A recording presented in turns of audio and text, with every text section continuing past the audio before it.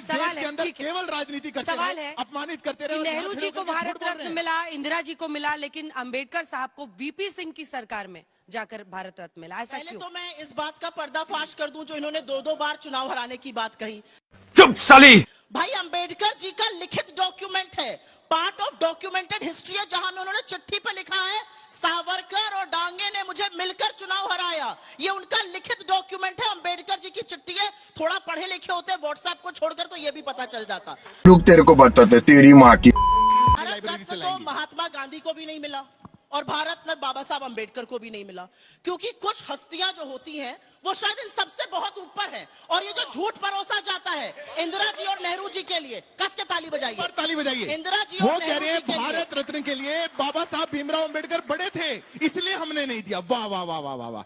बेशर्मो, शर्म करो शर्म। अब बोले 2000 से पहले इंडियन पोस्टल सर्विसेज के 2 ही डेफिनेटिव स्टैंप होते थे, नेहरू जी पर और इंदिरा गांधी पर। कभी आपने नहीं निकाला। 2001 में हमारी सरकार आई, तब हमने बाबा साहब पर स्टैंप निकाला।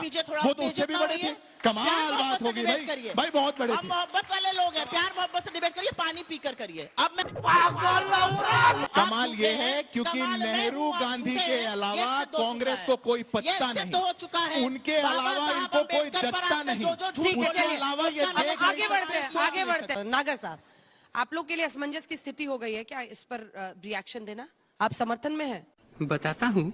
देखिए, बिल्कुल सीधी सी बात है कि पूरे सेंटेंस को काट के 2 भागों में दिखा के और छल करके और गैर कानूनी काम करके अगर करोगे तो 420 और 467 भी लगेगी, जो ऑटोमेटिकली संविधान का उल्लंघन है।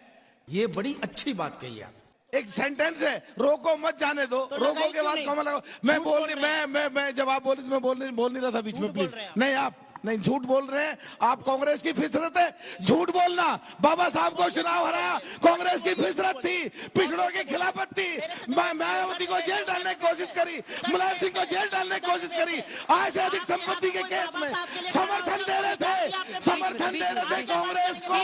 आप लोगों ने चरण सिंह पिछड़े समाज से आते, किसानों के देवता, किसानों के मसीहा, 3 महीने को उतारा।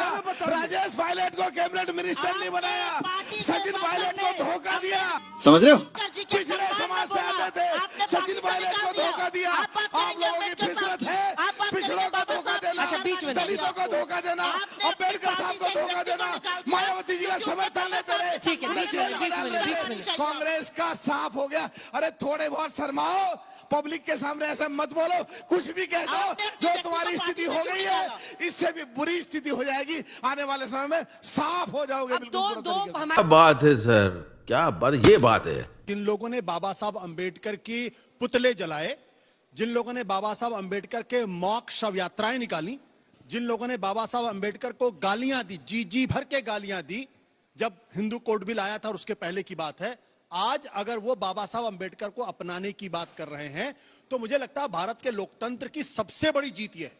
भारत के संविधान की इससे बड़ी जीत नहीं हो सकती है। अच्छा।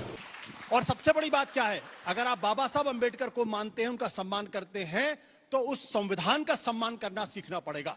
लेकिन अगर आप 29 नवंबर 1949 से 2015 तक अगर आप देखें, आरएसएस ने लगातार यह कहा है कि भारत का संविधान उनको मंजूर नहीं है। अब तू गया बेटा, अब तू गया, देख तेरी औकात मैं दिखाता हूं तुझे। मैं जवाब दूं। आप आज मजबूर हैं उस संविधान को नमन करने के लिए, बाबा साहब अंबेडकर को अपनाने के लिए।